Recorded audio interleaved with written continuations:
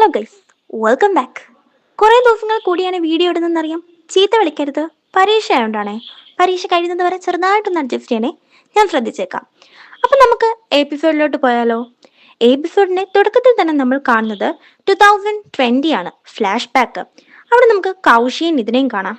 നിതിൻ കൗശിയോട് ചോദിക്കുന്നുണ്ട്, എന്ത് പറ്റി കൗശി, നീ ഇത്ര ഡിപ്രസ്ഡ് ആയിട്ടിരിക്കുന്നതെന്ന്.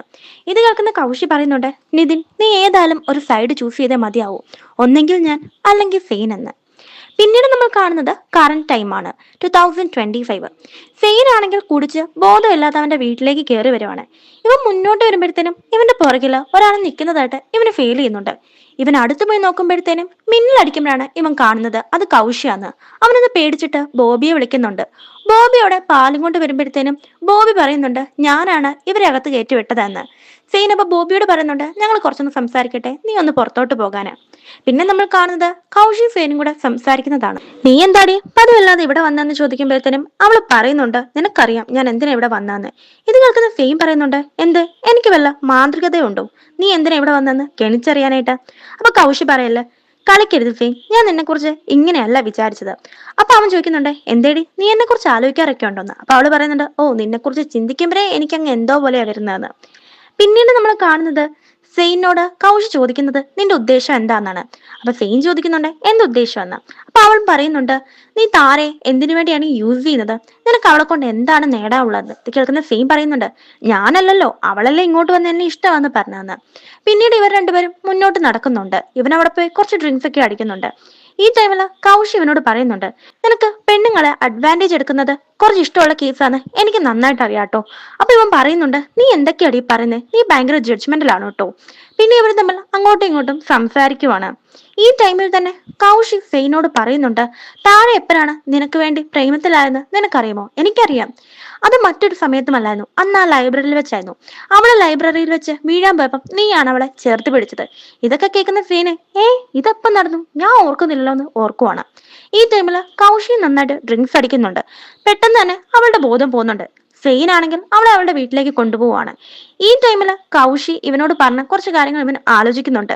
അതായത് നിതിനെ കുറിച്ച്. സെയിനെ തരം താഴ്ത്തി നിതിനെ പൊക്കി പറയുന്നതൊക്കെ കേൾക്കുമ്പോൾ സെയിന് നല്ല ദേഷ്യം വരുന്നുണ്ട്. ബോധമില്ലാതെ കിടക്കുന്ന കൗശിയെ ഞെക്കാനുള്ള ദേഷ്യം, അവളുടെ കഴുത്തിനെ പിടിച്ച് ഞെക്കാനുള്ള ദേഷ്യം അവന് തോന്നുന്നുണ്ടായിരുന്നു. വീട്ടിലെത്തി കൗശിയുടെ വീട്ടില്.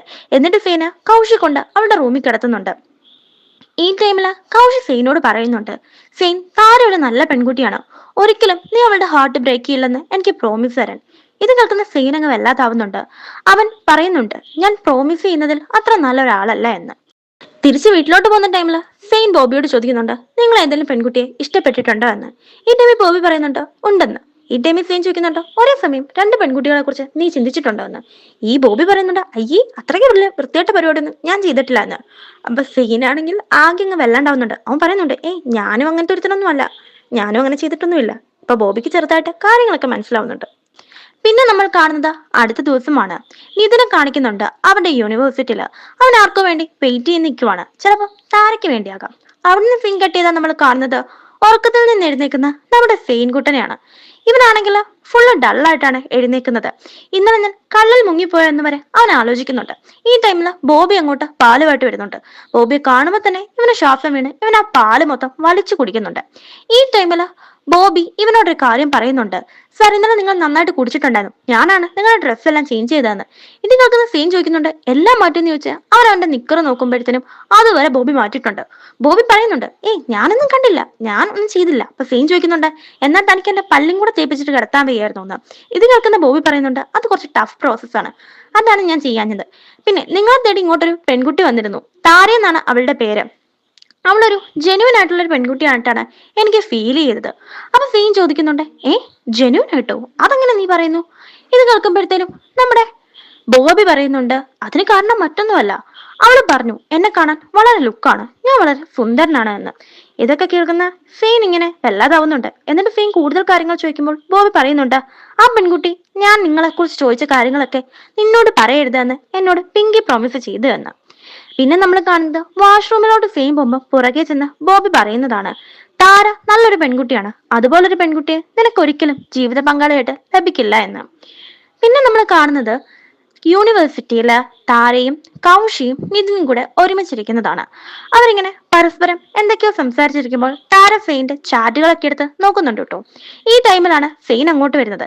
സെയിനെ കാണുമ്പോൾ തന്നെ കൗശി അവരുടെ കൂടെ ഇരിക്കാനായിട്ട് ക്ഷണിക്കുന്നുണ്ട്.